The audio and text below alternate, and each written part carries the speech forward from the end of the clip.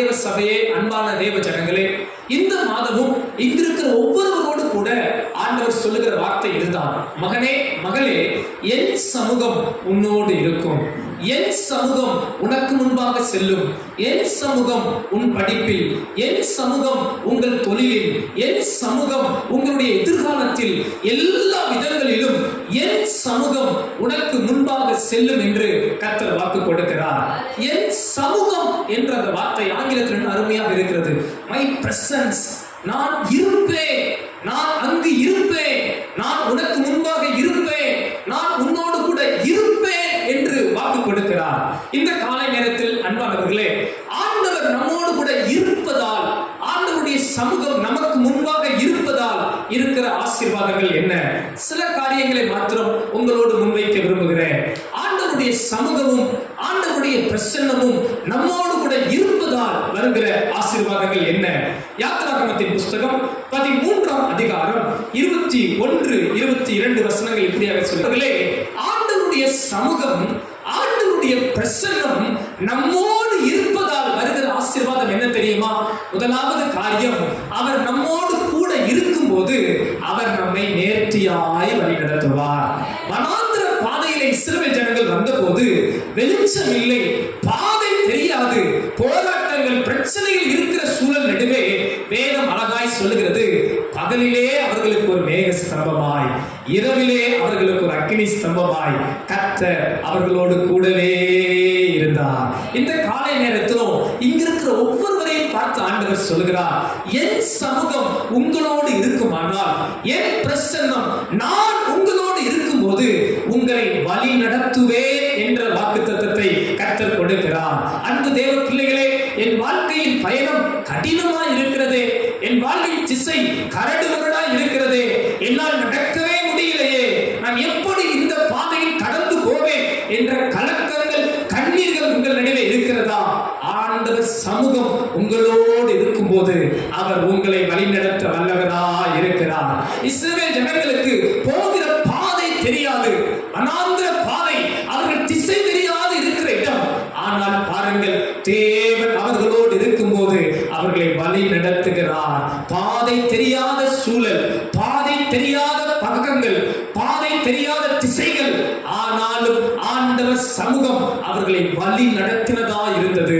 இந்த காலை நேரத்தில் இங்கிருக்கிற ஒவ்வொருவரையும் பார்த்து தாழ்மையாய் சொல்லுகிறேன், கர்த்தர் உங்களை வழி நடத்துவார், கர்த்தர் உங்கள் குடும்பத்தை வழி நடத்துவார், கர்த்தர் உங்கள் எதிர்காலத்தை வழி நடத்துவார். இனி வரும் காலம் எப்படி இருக்குமோ என்ற பயம், கலக்கம் உங்களுக்குள் இருக்கிறதா?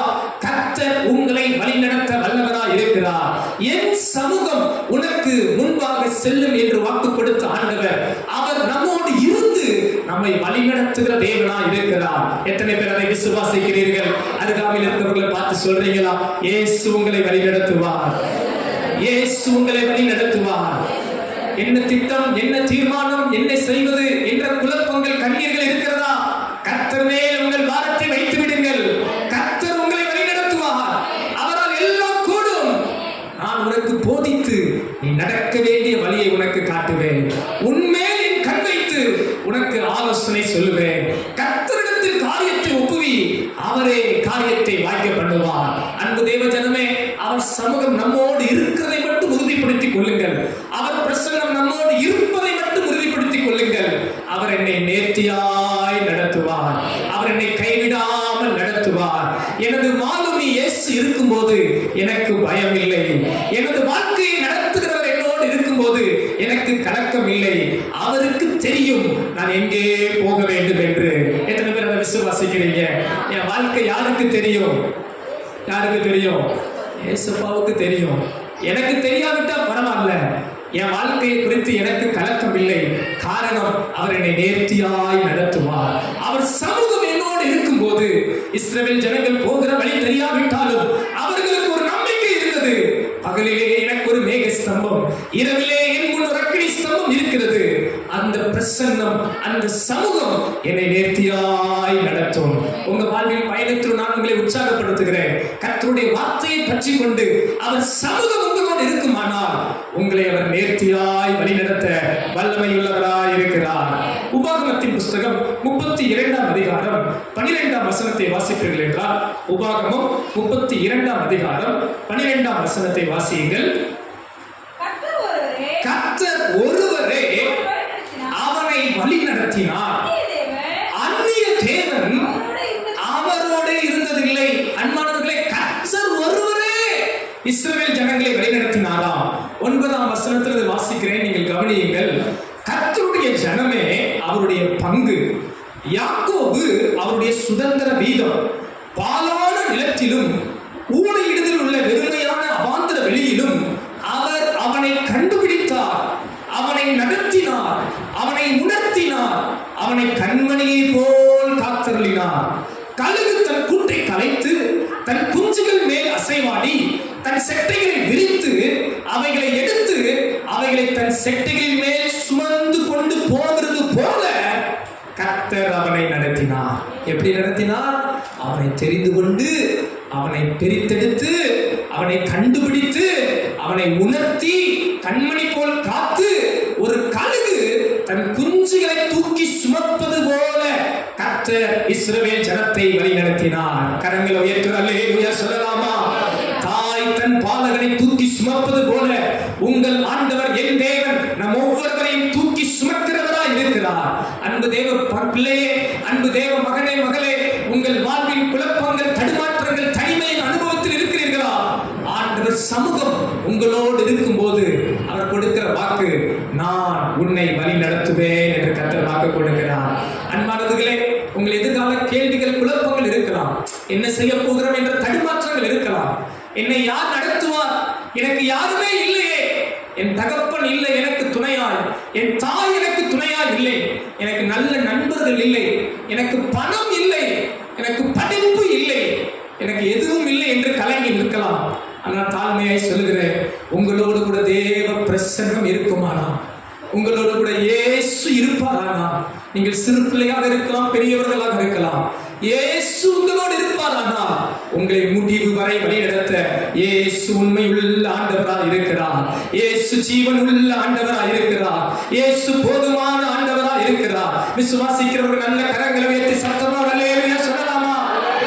அல்லேலூயா. நாங்கள் கடந்த நாட்களிலே ஒரு ஆண்கள் கூடுகைக்கு கடந்து போனோம். அங்கே செய்தி கொடுத்த ஒரு ஊழியர் அவர் வாழ்வின் சாட்சியை குறித்து பகிர்ந்து கொடுத்தார். அவர் 9ஆம் வகுப்பு தான் படித்திருக்கிறாராம். 9ஆம் வகுப்பு படித்திருக்கிறார். ஆட்டோ ஓட்டுகிற தொழில் செய்து கொண்டிருந்தாராம். ஆட்டோ ஓட்டும் போது தெரியும் உங்களுக்கு, ஆட்டோ ஸ்டாண்டில் எல்லாரும் உட்கார்ந்து பேசுவார்கள், பழகுவார்கள், ட்ரிப்பு கிடைக்கிற வரைக்கும் காத்திருப்பார்கள். இப்படி ஆட்டோ ஓட்டுகிற வேலை பார்த்து கொண்டிருக்கிற குடும்ப கஷ்டம், போராட்டம், பிரச்சனை, அது நடுவே ஆட்டோ ஓட்டி பிழைத்துக் கொண்டிருந்திருக்கிறார். நன்றாய் கவனியுங்கள்.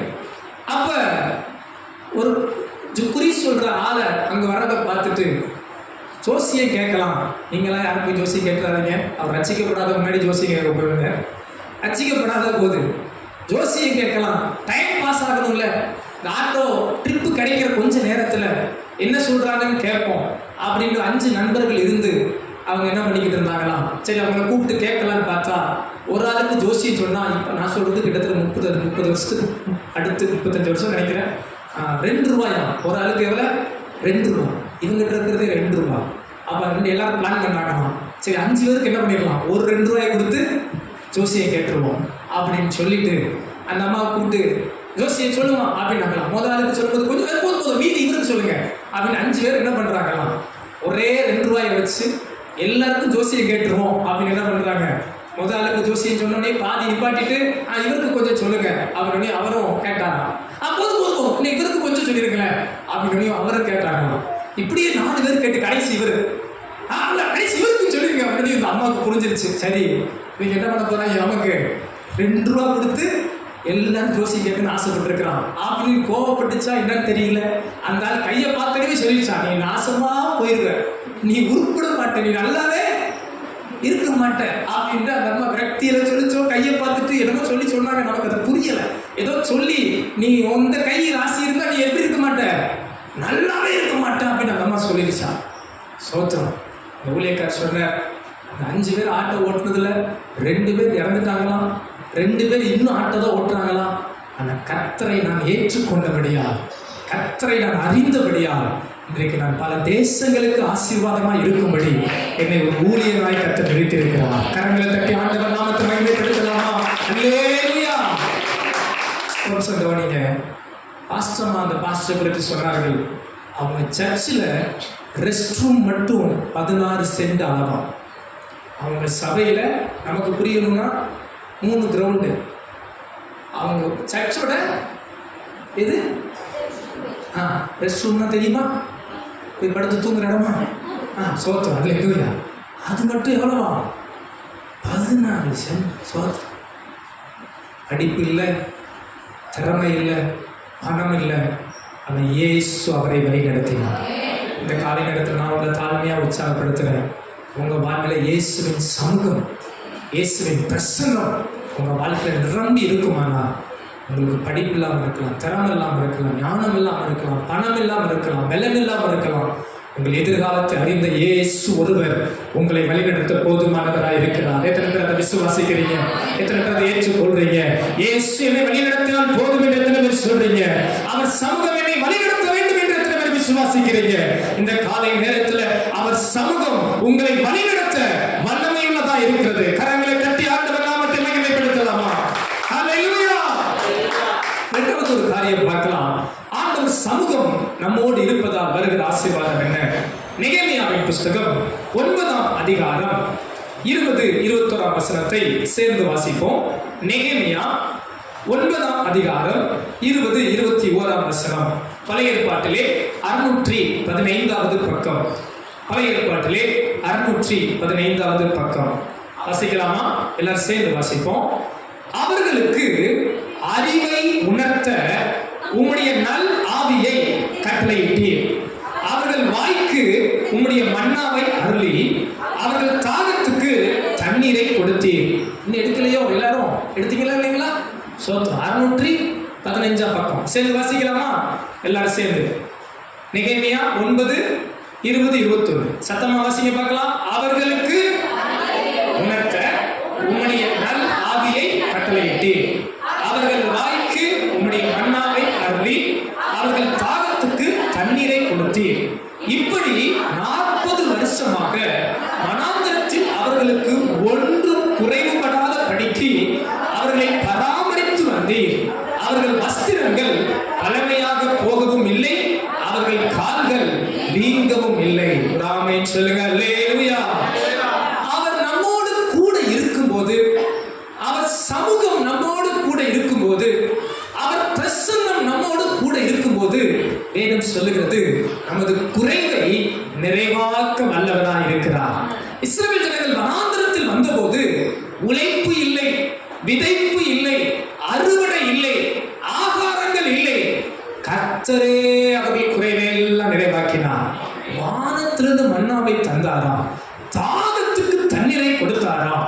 40 வருஷம், ஒரு நாள் 2 நாள் அல்ல, 40 ஆண்டு காலங்கள் அவர்களுக்கு ஒன்றும் குறைவுபடாதபடிக்கு கர்த்தரே அவர்கள் குறைவை எல்லாம் நிறைவாக்கினார். எத்தனை பேர் ஆமென் சொல்ல முடியும்? எத்தனை பேர் அல்லேலூயா சொல்ல முடியும்?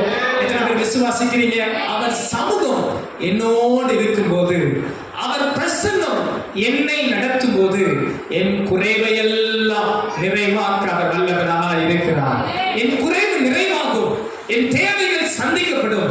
என் தேவன் தமது ஐஸ்வரியத்தின்படி என் குறைவை எல்லாம் நிறைவாக்க வல்லவர். எத்தனை பேர் அதை விசுவாசிக்கிறீங்க?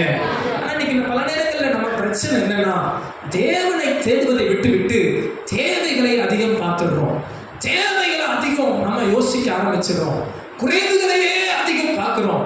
இந்த தேவை எப்படி சந்திக்கப்படும் அதையே அதிகம் நோக்குறோம். நான் தாழ்மையா சொல்றேன், நீங்க தேவனை முதலாவது பாருங்க. குறைவை நிறைவாக்குகிற தேவனை பாருங்க. குறைவை நிறைவாக்குகிற தேவ சமூகத்தை நாடுங்க. கர்த்தர் உங்க குறைவை எல்லாம் நிறைவாக்க வல்லவர். உங்களுக்கு கர்த்தர் நல்ல கையின் வருமானத்தை தருவார். கர்த்தர் நல்ல உங்களுக்கு உழைப்பை தருவார். உங்க வருமானத்தை கர்த்தர் ஆசீர்வதிப்பார். உங்க கையின் பிரயாசத்தை நீங்க சாப்பிடுவீங்க. பாக்கியமும் நன்மையும் உண்டாயிருக்கும். நான் அடிக்கடி சொல்லி ஜெபிப்பேன், சபை தேவ பிள்ளைகள், விசுவாச பிள்ளைகள், நீங்க சம்பூர்ணமா சாப்பிட்டு திருப்தி அடைந்து மீதம் எடுக்கிற நன்மையை எத்தனை பேர் ஆமென் சொல்றீங்க? என் தேவன் என் குறைவை நிறைவாக்க வல்லவராக இருக்கிறார். அவர் என் கூட வரும்போது சில சோதனைகள் வருது, சில நெருக்கங்கள் வருது, சில தேவைகள் பெருகுது. தேவைகள் பெருகும், குறைவுகள் வருவது போல இருக்கும், கஷ்டங்களும் பாடுகளும் பெருகி நிற்பது போல இருக்கும். ஆனால் அந்த குறைவின் நடுவே தேவன் தமது ஐஸ்வர்யத்தை உங்களுக்கு காண்பிப்பார். அந்த நெருக்கத்தின் நேரத்திலே உங்களை விசாலங்களுக்கு கொண்டு போவார். அந்த குறைவின் நடுவே நீங்கள் கர்த்தரையே பற்றி நடக்கும் போது உங்களை நன்மையா திருப்தியாக்குவார். உங்கள் குறைவை எல்லாம் நிறைவாக்குவார். கர்த்தரை தேடுகிறதுக்கும் ஒரு நன்மையும் குறைவிடாதபடி கர்த்தர் நிறைவாக்கவே செய்வார். எத்தனை பேர் அதை விசுவாசிக்கிறீங்க? அல்லேலூயா.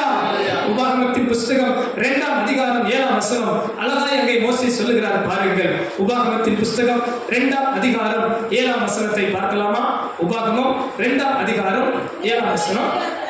உன் தேவனாகிய கர்த்தர் உன் கைகளில் எல்லாம், உன் கைகளின் கிரியைகளை எல்லாம் அன்பானவர்களே, அந்த வார்த்தையை கவனிங்க. ஒவ்வொரு வார்த்தையா கவனிங்க பாருங்க. உன் தேவனாகிய கர்த்தர் உன் கை கிரியைகளை எல்லாம் உன்னை ஆசீர்வதித்து வருகிறார். தொடர்ந்து வாசிங்க. இந்த பெரிய வனாந்தர வழியாய் நீ நடந்து வருகிறதை அறிவார். இந்த 40 வருஷமும் உன் தேவனாகிய கர்த்தர் உன்னோடே இருந்தார், உனக்கு ஒன்றும் குறைவுபடவில்லை என்று சொல் என்றார். அல்லேலூயா. 40 வருஷம் பெரிய வனாந்தரத்தில் நீ நடந்து வருவதை தேவன் அறிவார். உன்னோடு கூட அவர் இருந்தார், ஒன்றும் குறைவுபடவில்லை என்று சொல். சில நேரம் இஸ்ரவேல் ஜனங்கள் மன்னாவுக்காக முறுமுறுத்தாங்க, தண்ணிக்காக முறுமுறுத்தாங்க. ஆனா பிறகு ஆண்டவர் சொல்றாரு, இந்த 40 வருஷம் யார் இருந்தா அவன் கூட? நான் இருந்தேன். நீ பெரிய வனாந்தரத்துல தான் வந்த, கஷ்டத்துல தான் வந்த, பாடுகள்ல தான் வந்த, ஆனால் உன்னோடு கூட யார் இருந்தா? நான் இருந்தேன். ஆதலால் உனக்கு ஒன்றும் குறைவுபடவில்லை என்று சொல் என்று கர்த்தர் சொல்லுகிறார். அல்லேலூயா. அன்பு தெய்வ பிள்ளைகளே, நானும் இந்த காலையில தாழ்மையாய் சொல்லுவேன், உங்க வாழ்வுல தேவ சமூகம் இருக்கும்போது சில குறைகள் இருக்கலாம், உங்களுக்கு குறைகள் இருப்பது போல இருக்கலாம், நெருக்கங்கள் கஷ்டங்கள் இருக்கிறது போல இருக்கலாம். நான் நிச்சயம் விசுவாசிக்கிறேன், இந்த குறைவை எல்லாம் கர்த்தர் உங்களுக்கு நிறைவாக்குவார். இந்த குறைவை எல்லாம் தேவன் உங்களுக்கு சம்பூர்ணப்படுத்தி ஏற்ற காலத்துல உங்க தேசத்துல மலையை கர்த்தர் கட்டளையிடுவார். எத்தனை பேர் விசுவாசிக்கிறீங்க? அல்லேலூயா.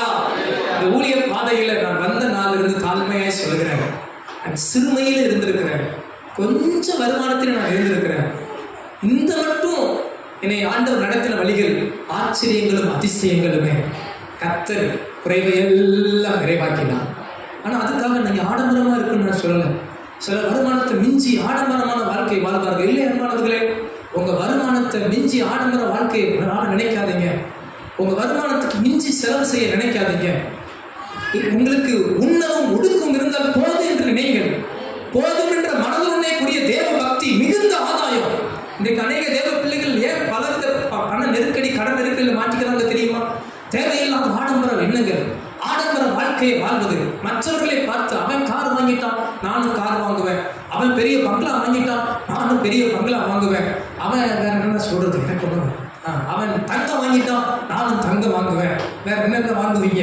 சோத்திரம். சரி, ஏதோ எல்லாம் பக்கத்துல இருந்து வாங்கிட்டான், நமக்கு தேவையா இல்லையான்னு பார்க்கறது இல்லை. ஆனா பக்கத்து வீட்டுக்காரே, நீங்கள் அப்படிப்பட்டவங்க இல்லை, உங்களை நான் சொல்லல. சில தேவ பிள்ளைங்க சொல்றேன், நமக்கு தேவையான என்ன பண்றது இல்லை. சோத்திரம். அல்லேலூயா. எங்க வீட்டில் பாஸ்டமா ஏதாவது ஒன்று கேட்டாங்கன்னா நான் கேட்குற முதல் கேள்வி, இது நமக்கு தேவையா? அப்படின்னா அது 100 ரூபாய் இருந்தாலும், அது 1000 இருந்தாலும் வாங்குவோம். தேவை இல்லைன்னா 1 ரூபாய் இருந்தாலும் என்ன பண்ண மாட்டோம். அடுத்த முறை உங்க வீட்டில் ஒரு பொருள் வாங்கணும்னு நீங்க முடிவு பண்ணிட்டா முதல் கேள்வி இதை வைங்க, இது உங்க தேவையா இல்லை இது உங்க ஆசையா? தேவைன்னா வாங்குங்க, தேவைன்னா என்ன பண்ணுங்க, வாங்குங்க. ஆசை ஆடம்பரம்னா கொஞ்சம் யோசிங்க, சேர்த்து வச்சு வாங்குங்க, கடன் வாங்கி வாங்காதீங்க. நல்ல வருமானம் இருக்கு, ஆடுங்க, கையினுடைய ஆசை வச்சுட்டா சம்பூர்ணமா வாங்குங்க. நல்லா இருங்க, நல்லா உடுத்துங்க, நல்லா சூப்பரா இருங்க, கர்த்தர் தந்ததுக்காக நல்ல மகிமைப்படுத்துங்க. கடன் வாங்கி தான் வாங்கணும்னு நினைக்காதீங்க. கர்த்தர் உங்கள் குறைவையெல்லாம் நிறைவாக்குவார். உங்கள் தேவையை சந்திப்பார். உங்கள் கையின் வருமானத்தை ஆசீர்வதிப்பார். உங்களை திருப்தியாக்கி நடத்துவார்.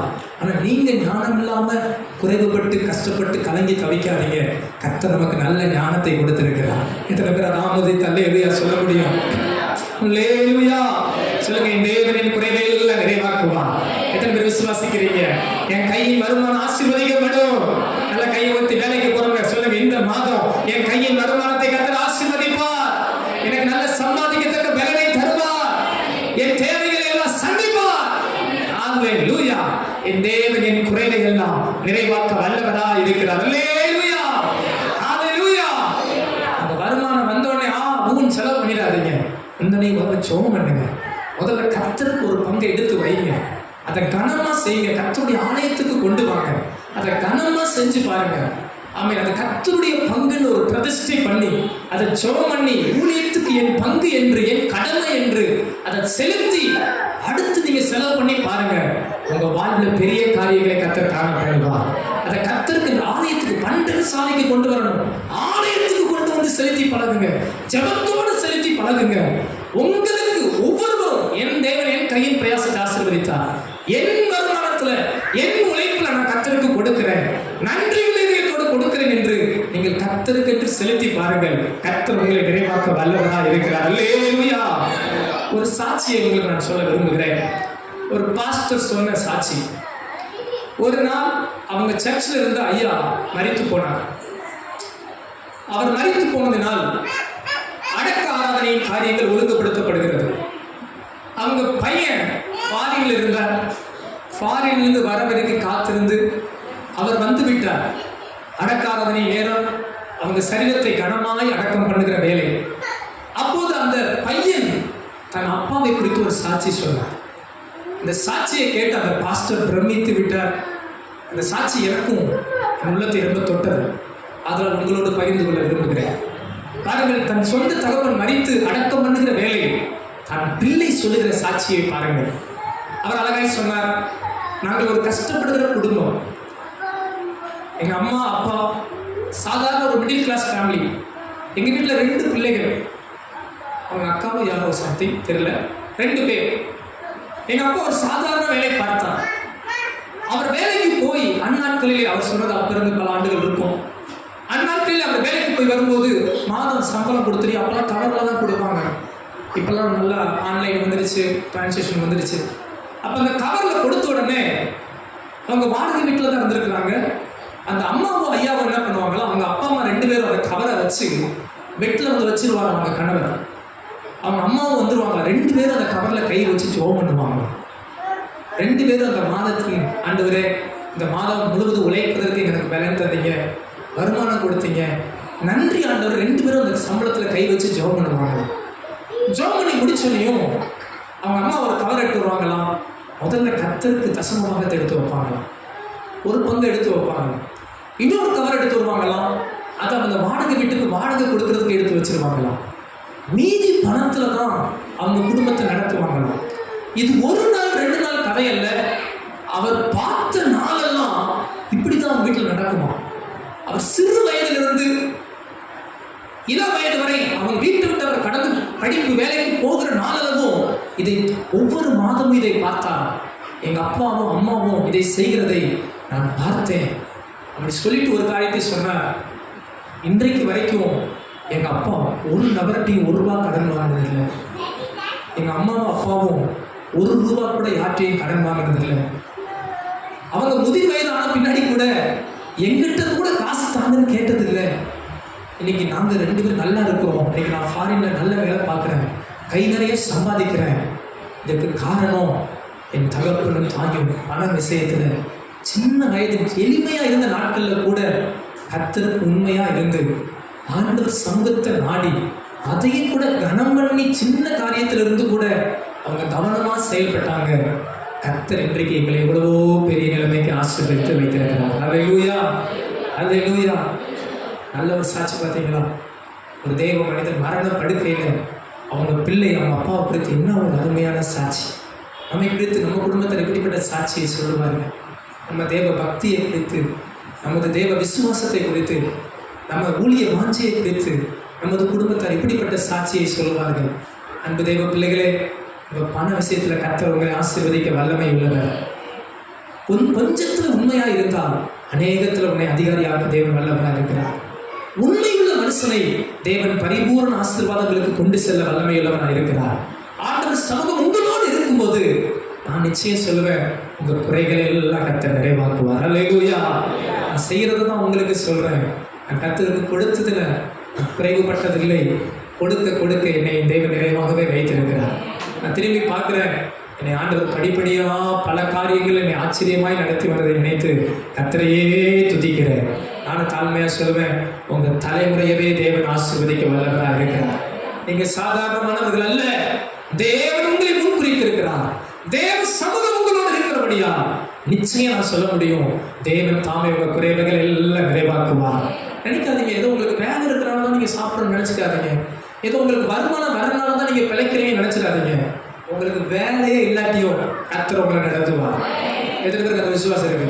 நான் அப்படி விசுவாசிக்கிறேன். நான் யாரும் வந்து எனக்கு தானியை கொடுக்குறேன் இல்ல இல்ல இல்ல யாரும் வந்து எனக்கு தந்தா தான் இல்ல, கர்த்தர் நினைச்சா எனக்கு எப்படியும் தருவார். இல்லை, எத்தனை பேருக்கு அந்த விசுவாசம் இருக்கு? ஆமென். அல்லேலூயா. இப்படிதான் வரும் அப்படிதான் வரும் நினைக்காதீங்க. கர்த்தர் என்னை ஆசீர்வதிப்பார். அல்லேலூயா. பாருங்க, இஸ்ரவேல் ஜனங்கள் அடிமையா இருந்தான் எகிப்துல. எனக்கு அந்த கதை ரொம்ப பிடிக்கும். அடிமையா இருந்தான். அவன் வேலை பார்த்ததுல எதுக்கு தெரியுமா? வைக்கோலுக்கும் சாப்பாட்டுக்கும் தான் வேலை பார்த்தான். 400 வருஷம் அடிமை வேலை எதுக்காக வேலை பார்த்தான் சொல்லுங்க பார்க்கலாம். எதுக்கு வேலை பார்த்தான்? இஸ்ரவேல் ஜனங்கள் சாப்பாட்டுக்கும் கொஞ்சம் வைக்கோலுக்கு தான் வேலை பார்த்தான். அவன் சேர்த்து வச்சு எகிப்துல இடம் கூட வாங்க முடியாது, சொத்து கூட சேர்க்க முடியாது. ஆனா பாருங்க, எகிப்தை விட்டு வரும்போது எப்படி வந்தான் தெரியுமா? ஸ்தோத்திரம். ஒவ்வொருத்தரும் எப்படி வந்தான்? நல்ல கோடீஸ்வரன் வந்தான். அல்லேலூயா. எகிப்தையே கொள்ளையிட்டு வந்தான். அல்லேலூயா. பாருங்க, வேதம் சொல்லுது, வெள்ளி உடைமை பொன்னுடைமை எல்லாம் யாருக்கு கொடுத்தாங்களாம்? இஸ்ரவேலுக்கு கொடுத்தார்கள். கரங்களை உயர்த்தி அல்லேலூயா சொல்லுங்க. கர்த்தர் உங்களை ஆசீர்வதிக்க நினைச்சிட்டா ஸ்தோத்திரம். அல்லேலூயா. இங்க 50,000 வேலைக்கு போற இடத்துல உங்களுக்கு 70,000 வச்சுக்கங்க பிரதர் அப்படின்னு கொடுத்துருவாங்க. யாருக்கு விசுவாசம் இல்லை பார்த்தீங்களா? ஒரு ஆமையின் அல்லேலூயா வரல பார்த்தீங்களா? அதான் இருந்து ஆட்டோமேட்டிக் என்ன பண்ணும்? வந்துடும். அல்லேலூயா. நீங்க ரெசியூம்ல உங்க சம்பளம் கம்மியா எழுதிட்டு போவீங்க. கர்த்தர் கிருபையும் பிரசன்னம் உங்களோட இருந்தா அதுக்கு மேல கூட 10% இன்கிரிமெண்டோட உங்களுக்கு என்ன பண்ணுவாங்க? ஒரு ஆமென் சொல்ல மாட்டேங்கிறீங்களே? அல்லேலூயா சொல்ல மாட்டேங்கிறீங்களே? ஆண்டவர் சமூகம் நம்மோடு இருக்கும்போது நமது குறைவுகளை எல்லாம் தேவன் நிறைவாக்குவார். அல்லேலூயா. கடைசியா ஒரு காரியம், ஆண்டவர் சமூகம் நம்மோடு இருக்கும்போது கிடைக்கிற ஆசீர்வாதம் என்ன? யாத்திராகமத்தின் புஸ்தகம் 17ஆம் அதிகாரம் 15-16 வசனம் சேர்ந்து வாசிப்போம். யாத்திராகமம் 17ஆம் அதிகாரம் 15-16 வசனம். எல்லாம் வேதத்தை திருப்புங்க ஃபாஸ்டா. 92வது பக்கம் 92வது பக்கம் சேர்ந்து வாசிக்கலாமா?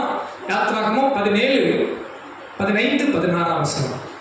மோசே ஒரு பலிபீடத்தை கட்டி அதற்கு யெகோவா நிசி என்று பெயரிட்டு, அமலேக்கின் கை கர்த்தருடைய சிங்காசனத்துக்கு விரோதமாய் இருந்தபடியால் தலைமுறை தோறும் அவனுக்கு விரோதமாய் கர்த்தரின் யுத்தம் நடக்கும் என்றார். அல்லேலூயா. அன்பானவர்களே, இங்கே ஆண்டவருடைய பிரசன்னம் இஸ்ரவேல் ஜனங்களோடு இருக்கிறது. இஸ்ரவேல் ஜனங்கள் அழகாய் இந்த வனாந்தரத்தில் வந்து கொண்டிருக்கிறார்கள். கானானை சுதந்தரிக்க வருகிறார்கள். ஆனால் பாருங்கள், அமலேக்கியன் இஸ்ரவேல் ஜனத்துக்கு விரோதமாய் எழும்பி வருகிறான். அமலேக் என்பது அது ஆவிக்குரிய அர்த்தமாய் சத்துருவின் கிரியைகளை குறிக்கிறது. சாத்தானின் எதிர் வல்லமைகளை குறிக்கிறது. தேவ பிள்ளைகளுக்கு எதிராகவே இருக்கிற செயலை குறிக்கிறது. பாருங்கள், இந்த தேவ சபை கர்த்தருடைய பிள்ளைகள் கானானை சுதந்தரிப்பதற்கு தடையாகவே அவன் செயல்பட்டான். அன்பு தேவ பிள்ளைகளை, உங்கள் வாழ்விலும் ஆண்டவர் உங்களோடு இருக்கும் போது கூட சில பிரச்சனைகள், போராட்டங்கள், சாத்தானானவன் உங்கள் குடும்பத்துக்குள், வாழ்க்கைக்குள், உங்கள் எதிர்காலத்துக்குள் கொண்டு வந்து கொண்டிருக்க பார்ப்பான். ஆனால் அதை குறித்து நமக்கு கலக்கம் இல்லை, அதை குறித்து நமக்கு பயம் இல்லை. நம்மோடு கூட ஒரு தேவ சமூகம் இருக்கிறது. எத்தனை பேர் அதை விசுவாசிக்கிறீங்க? நம்மோடு கூட இருக்கிறவர் பெரியவர். சொல்லுங்க, உலகத்தில் இருக்கிறவனிலும் எனக்குள் இருக்கிறவர். சத்தமா சொல்லுங்க, உலகத்தில் இருக்கிறவனிலும் எனக்குள் இருக்கிறவர். சொல்லுங்க, பக்கத்துல இருக்கவங்க பார்த்து, உலகத்தில் இருக்கிறவனிலும் எனக்குள் இருக்கிறவர் பெரியவர். அல்லேலூயா. அவர் என் கூட இருக்கிறனால நான் நல்லா படிப்பேன். சொல்லுங்க, படிக்கிற பிள்ளைகள், ஏசப்பா என் கூட இருக்கிறனால நான்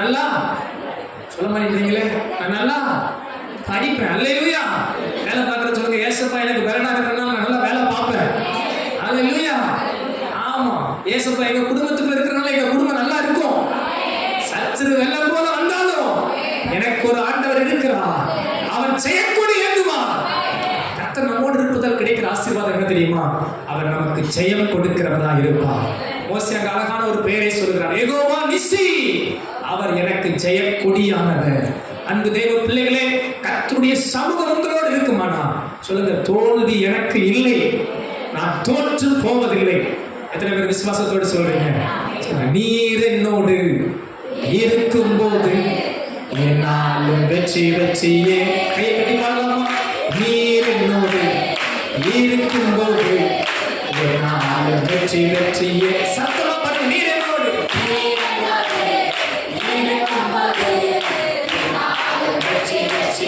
தோல்வி எனக்கு இல்லை, தோல்வி எனக்கு இல்லையே, நான் தோற்று போவதில்லையே. விசுவாசத்தோடு சொல்லுங்க, தோல்வி எனக்கு இல்லையே, நான் தோற்று போவதில்லையே. ஹல்லேலூயா, ஹல்லேலூயா, ஹல்லேலூயா, ஹல்லேலூயா, ஹல்லேலூயா, ஹல்லேலூயா, ஹல்லேலூயா, ஹல்லேலூயா, ஹல்லேலூயா. சொல்லுங்க, நான் தோல்வி எனக்கு இல்லை, நான் தோற்று போக மாட்டேன். ஹல்லேலூயா, நான் ஜெயம் பெறுவேன். என் வாழ்க்கை ஜெயமா இருக்கும். விசுவாசிக்கிறீங்களா? ஆமா, நான் நம்புறேன், என் வாழ்க்கை ஜெயமா இருக்கும். நான் தோற்று போற வாழ்க்கை அழைக்கப்படல. கிறிஸ்துவுக்குள் என்னை வெற்றி சிறக்க பண்ணுகிற தேவன் என்னோடு இருக்கிறார். ஹல்லேலூயா. உலகத்தில் உங்களுக்கு உபத்திரவம் உண்டு, திடன் கொள்ளுங்கள். இயேசு சொன்னார், நான் உலகத்தை ஜெயித்தேன். தேவனால் பிறப்பதெல்லாம் உலகத்தை ஜெயிக்கும். உங்கள் விசுவாசமே உலகத்தை ஜெயிக்கிற ஜெயம். எத்தனை பேருக்கு நம்பிக்கை இருக்கு? நீங்க நடக்கும்போது குறுகிக்கிட்டு அப்படி ஒரு மாதிரி நடக்கக்கூடாது, கொஞ்சம் நல்ல கம்பீரமா நடக்கணும். ஆமென், ஹல்லேலூயா. தோக்குறாருதான் கொஞ்சம் ஒரு மாதிரி அப்படியே ஆலயத்துக்கு வரும்போது நல்ல சந்தோஷமா கம்பீரமா வரணும். எதுக்கு அம்மிக்கிட்டுலாம் வரக்கூடாது. ஹல்லேலூயா, நல்ல கம்பீரமா வரணும். வேலைக்கு போறப்ப எப்படி போகணும்? நல்லா போகணும். நல்லா அதுக்கு பயந்துக்கிட்டோம்னா போகக்கூடாது. அடிக்கிற இடத்துல டாப்ல இருக்கணும். சொல்லுங்க, ஹல்லேலூயா. இயேசு என்னை உயர்த்துவார். சிறியவனை எளியவனை புழுதியிலிருந்து குப்பையிலிருந்து உயர்த்துகிற ஒரு தேவன் இருக்கிறார். எத்தனை பேர் அதை விசுவாசிக்கிறீங்க? நாங்க இப்படி இருக்கிற ஆள் அல்ல. எத்தனை பேர் நம்புறீங்க? எங்க தேவன் எங்களை உயர்த்த வல்லவரா இருக்கிறார். அன்பு தேவ பிள்ளைகளை, நான் ஒரு சவால் விட்டு சொல்றேன். ஆண்டவர் சமூகம் மட்டும் உங்களோடு இருக்குமானா உங்க வாழ்வு ஒரு ஜெய வாழ்வா இருக்கும். அதை மட்டும் வாஞ்சிங்க, அதை மட்டும் வாஞ்சிங்க. அப்பா, நீ என் கூட இருந்துட்டா போதும் ஆண்டவரே, உங்க பிரச்சனை என் கூட இருந்துட்டா போதும் ஆண்டவரே. வேதத்துல பாருங்க, எனக்கு ஒரு மனிதனை குறித்து ரொம்ப பிடிக்கும். தாவீது வாழ்க்கையை பார்த்தீங்கன்னா, அவர் ஒரு யுத்தத்துல கூட தோக்கல. சரி, எனக்கு ரொம்ப கவர்ந்த வாழ்க்கையில் அது ஒன்று. பாருங்க, எங்கேயாவது ஒரு இடத்துலயாவது தோத்துருக்கலாமே, ஒரு இடத்துலயாவது வீழ்ந்திருக்கலாமே. வில்லல பாருங்க, எதிரி கையில வில்லல பாருங்க. என்ன காரணம் தெரியுமா? தாவீதுக்குள்ள இருந்த வாஞ்சையெல்லாம் அவர் பிரச்சனை விட்டு விலகவே கூடாது. ஒரு இடத்துல பாவம் செய்யும் போது கூட அழுகிறா பாருங்க, ஆண்டவரே உங்க சமூகத்தை விட்டு மட்டும் என்ன பண்ணிடாதீங்க, தள்ளிடாதீங்கப்பா. உங்க பிரசன்னத்தை மட்டும் விட்டு என்னை விளக்கிறாதீங்கப்பா. அன்பு தேவ பிள்ளைகள், இன்னைக்கு நான் அந்த காலையில் உங்களை சவால் விட்டு சொல்றேன். உங்களோட இயேசு இருப்பாங்கன்னா, உங்களோட தேவ பிரசன்னம் இருக்குமானா, நிச்சயமா நான் சொல்றேன், இந்த உலகத்துல நீங்கள் தோற்று போன வாழ்க்கை வாழ தேவன் உங்களை அழைக்கல. உங்களை கிறிஸ்துவுக்காக ஜெயமெடுக்கிற வாழ்க்கை வாழ தேவன் அழைத்திருக்கிறார். நீங்க பாவத்தை ஜெயிப்பீங்க, சாத்தானை ஜெயிப்பீங்க, உலக பாடுகளை ஜெயிப்பீங்க, உலக உபத்திரவங்களை ஜெயிப்பீங்க, உலகத்தில் வருகிற எல்லா சோதனைகளை நீங்க ஜெயிப்பீங்க. எத்தனை பேர் அதை விசுவாசிக்கிறீங்க? சோதனை எல்லாம் நீங்க மேற்கொள்ளுகிற பலனை கர்த்தர் உங்களுக்கு வைத்திருக்கிறார். கர்த்தர் உங்களுக்கு கிருபை மேல் கிருபை தருகிறவரா இருக்கிறார். எத்தனை பேர் அதை விசுவாசிக்கிறீங்க? என் வாழ்வு ஒரு ஜெயமுள்ள வாழ்வா இருக்கும். இயேசு என்னோடு இருப்பதா எனக்கு ஒரு ஜெய வாழ்வு உண்டு. எத்தனை பேர் ஆமென் சொல்ல முடியும்? கர்த்தருடைய சமூகம் என் கூட இருப்பதா எனக்கு ஒரு ஜெய வாழ்வை கர்த்தர் வைத்திருக்கிறார். அல்லேலூயா. ஆண்டவர் சமூகம் நம்மோடு இருப்பதா ஒரு 3 ஆசீர்வாதம். ஒன்று, அவர் சமூகம் நம்மை வழிநடத்தி கொண்டிருக்கிறது. இரண்டாவது, அவர் சமூகம் நம் குறைகளை எல்லாம் நிறைவாக்குகிறது. மூன்றாவது, அவர் சமூகம் நமக்கு ஒரு வெற்றியுள்ள வாழ்க்கை வாழ எப்போதும் துணையா இருக்கிறது. சாத்தான் எழும்புவான், சத்துரு எழும்புவான், தீங்குகள், பொல்லாப்புகள், சோதனைகள், போராட்டங்கள் எழும்பும். ஆனால் ஜெயம் நமதே. சொல்லுங்க, வெற்றி நமதே. இயேசு நமக்கு உண்டு. ஜெய கிறிஸ்து முன் செல்கிறார், என்னை ஜெயமாக நடத்துவார். சொல்லுங்க, அல்லேலூயா. அவன் சொல்வது போல